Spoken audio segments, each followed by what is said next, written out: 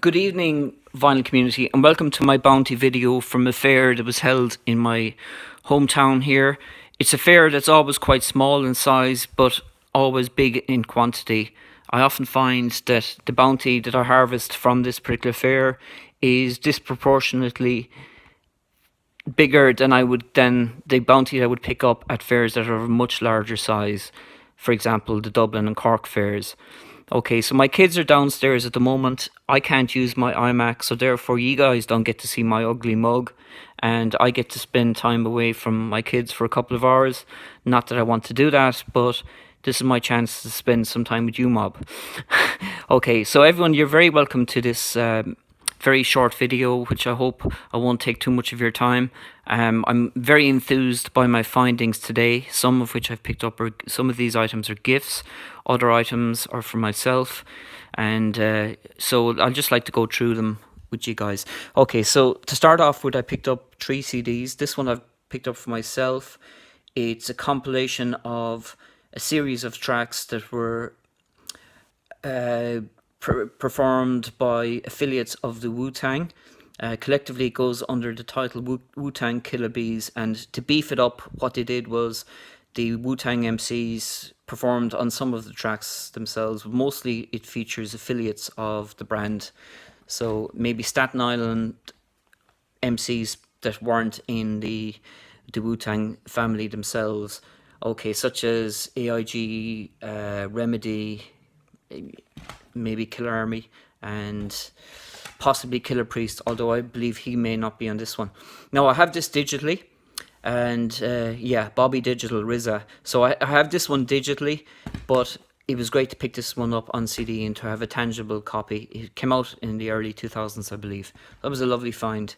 These next two I picked up from my great friend David McCarthy. Dave, you may have this already, and I certainly know that Fred Big Star has it. There's a bloke there giving a dodgy fascist salute, but I hope it's part of some modern dance rather than a sincere fascist gesture. Okay, this is Musique Concrète by Pierre Henry, modern classical maybe. Lovely gatefold CD with a booklet with notes in French, which I can no longer decipher. I used to be good at French at one stage, believe it or not, but now it's totally and utterly gone. But Dave, this is for you, Pierre Henry. This goes for big money. It's not even up on Discogs, but I believe that it goes for big money. But I picked it up for you because I know that you really are into this stuff. It's very much in your wheelhouse. As is this one, the Cabbies, a live album called Live at the Lyceum, or Lyceum. And that's also going down to you in the Rebel County.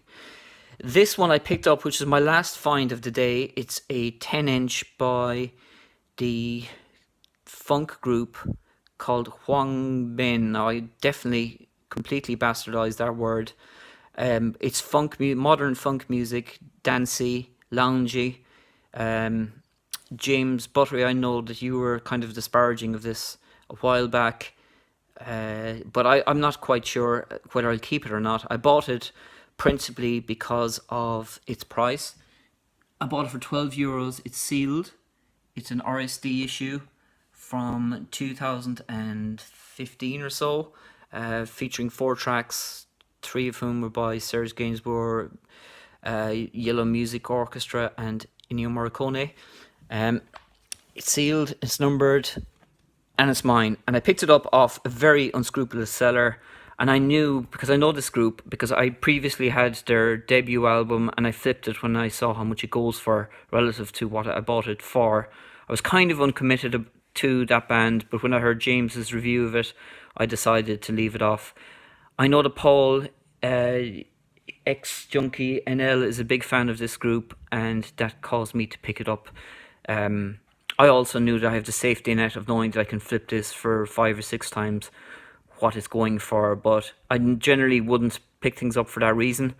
But in this case, given the seller that's involved, he's kind of an unscrupulous guy, so I'd rather have the profit or someone else to share in enjoying that, who rather than letting them have something that's underpriced. He really isn't a nice seller at all. This one I picked up also with the intention to pass it on. I already have it. That's Mos Def and Talib Kweli They're coming together as Black Star. This is maybe their second release as Black Star, from their album Black Star self-titled. I think the first one may be Respiration. This is a double track 10-inch EP called, with two tracks, Definition and Twice in a Lifetime. Definition, of course, a great track. 1, 2, 3 is kind of hard to be an MC. They shot Tupac and Big E. Yo. Anyway, I love this particular EP, and actually there is, would you believe, 2 records in it. So for some reason it ended up having 2 records. Both of them look unplayed for some bizarre reason. So I'm going to pass this one on to a friend of mine in the vinyl community. I also picked this one up, which was really nice. Find it, unfortunately, is missing its cover, which is why it only goes for €5. This is a first UK issue of Hatfield and the North Rotters Club. Now, I'm not sure if that's their first or second album. I have a feeling that it may be their first. I have it on CD. I'm missing the other one that they have, which I believe is self-titled. It's it's got this indescribable cover. Anyway, this record is unplayed, and for €5, I knew it was coming with me when I left. This one I picked up from my favourite seller at the fair. He's the guy that organises it, and he's a very nice bloke, even though he sports Leeds. Boo. But anyway, Soft Machine's debut. This is a US third pressing from the year of issue. It's censored. It's missing the dial disc and the nudie, semi-nude cover. Canterbury, one of the finest moments of Canterbury music, their debut. It's more psychedelic than their later works, from Soft Machine 3 through to Soft Machine 7. And this was when they were still going by the Soft Machine, as opposed to their later iteration, which was just Soft Machine. Delighted to pick this one up for a fraction of what it goes for. Belatedly added to my collection. This one I was floored to come across. David McCarthy, I know that you have this one already. This is the only album by Liam Weldon, who is a Dublin singer-songwriter folk star. It's called Dark Horse on the Wind. Now, it's not Dark Horse on the Wind, as I first thought. It's actually Dark Horse on the Wind. This is a very unusual release because it's a test pressing, and it also came with 2 sleeves. Now, the difference between them is in the typography and in the placement of it and in the colour of the logo and the font. Also, the standard release is this one, which is a gatefold one with copious amounts of notations on it. I love that with folk music, the way they give the provenance of the tracks. And in relation to his own self-penned tracks, well, he gives a kind of a spiel on them.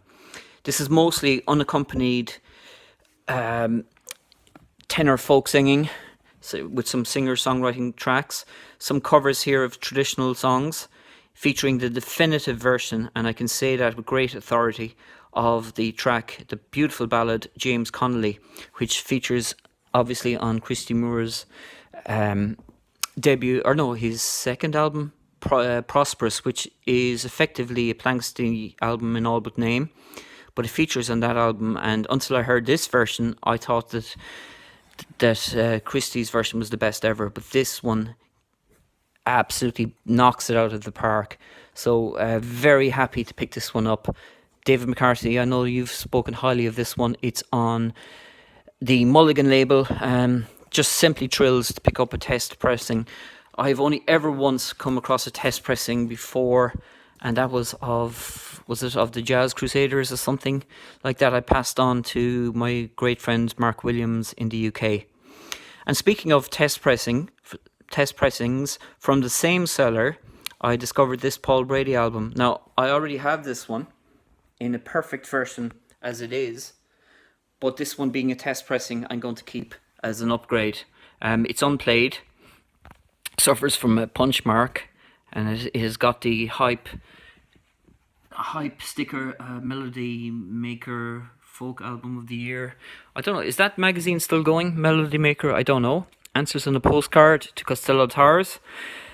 A superb folk album, Welcome Here Kind Stranger. This is the second folk album that Paul Brady did, and he subsequently abandoned the idiom and went on to become a very successful singer-songwriter.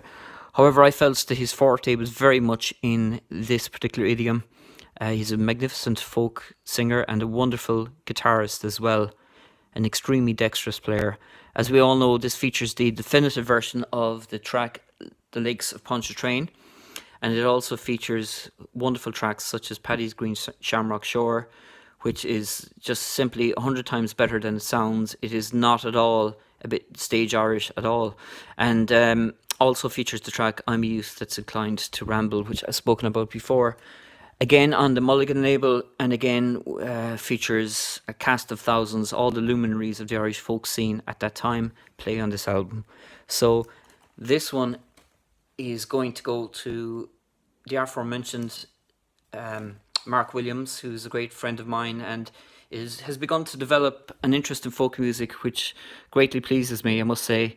Any of you guys that are unfamiliar with Mark's radio show, you're really missing out. He is definitely my favourite radio DJ, and I'm not just saying that because he's a friend of mine. I'm not brown-nosing him or anything, but he's just a wonderful guy and wonderful manner, as we all know, and he just has the most wonderful take and taste on music as well, and a wonderful person, and I'll be seeing him shortly actually.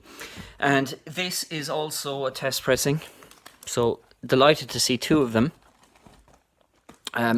This one I was floored to come across later in the day, and this one I only really came to understand very recently when Alan, that's a new guy out of the UK, a new guy to produce videos, called Static Traveller. He showed this in his response to Jonas Rich Records thread, and congratulations to Paul on winning that lovely prize, and well done Jonas on deciding to give such a valuable record away as a contest prize. Wonderful gesture, magnanimous gesture on your behalf. Alan, you may have shown the original UK version of this on Pegasus. Well, this is the French one from the same year of issue, whatever that was, 71, 72. And this is progressive folk. It's on the Kingdom label. Now, I do have some releases on the Kingdom label in the past. The ones that I have are by Pulsar. It's not Halloween, but that other albums that they had, is it The Strands of Future or The Strands of Time or something like this? So it suffers from a bit of edge wear there at the top and some feathering at the side, but other than that, the record looks unplayed and it's in wonderful nick. Now, I got this one for about an eighth of what it normally costs. I could not believe it. So absolutely thrilled to pick that one up, and delighted that I brought it home with me. Yes, score. And moving on, this one is also a score. It's a Yusuf Lateef that I wasn't familiar with. The sleeve is tattered beyond belief, but the disc looks unplayed. It's a reissue from the mid to late 60s on a label called Realm. And it's in quite bad nick in terms of the cover. It's autographed and it's numbered and it's got ring wear and it's got profuse amount of tape all over it. And it also seems to be signed by Quade Cooper. Now, that wouldn't bother me too much, Quade Cooper being my favourite rugby player in the world. I'm only kidding. Of course he didn't sign it, but I'm going to believe that it is by Quade Cooper because it makes for a good story. Yusuf Lateef, very happy to get that one up for €2. I've no idea what it sounds like, but I know his work and it's all good. And finally, a Grail. Now, this one I've spotted often, but I've never been able to come across a copy that's not affordable. I don't mean like, you know, I've never been able to come across a copy that's not overpriced. And for once I did, and came from a surprising source actually, because the gentleman I buy this from is not known for giving value to his customers, but he doesn't rip people off either, but he charges the going rate, you know. Anyway, this is a Limerick folk singer called Mike McCanley. And this one, he is effectively a duo album with Micheál O'Donnell, and It's just a wonderful album. Celtic Folkweave. It's on Polydor. Sorry guys, but the light is fading here. With a wonderful cover of that's reminiscent of that Celtic artwork is found at Newgrange megalithic compound outside Dublin, and this is a wonderful folk album that really everyone should have. It features the seminal folk track, The Banks of Claudy. That's a Scottish track. Just a wonderful melancholic story, and very happy to get this. Lots of harpsichord playing on this, and guys from the Bothy band and from the Chieftains also chime in. Like Paul Brady, who I spoke about earlier, Mick Hanley went on to leave the folk tradition after his third album. This was the first one that he produced. He went on to produce 2 other second ones, and once he had finished with those 2, he left the folk scene forever. Sadly, I don't understand why, because it certainly suited him. I felt a lot better than his other stuff, which was very mainstream, I felt. Anyway, guys, thanks for bearing with me, and thanks for watching. Hope everyone is well, and take care. See you all soon.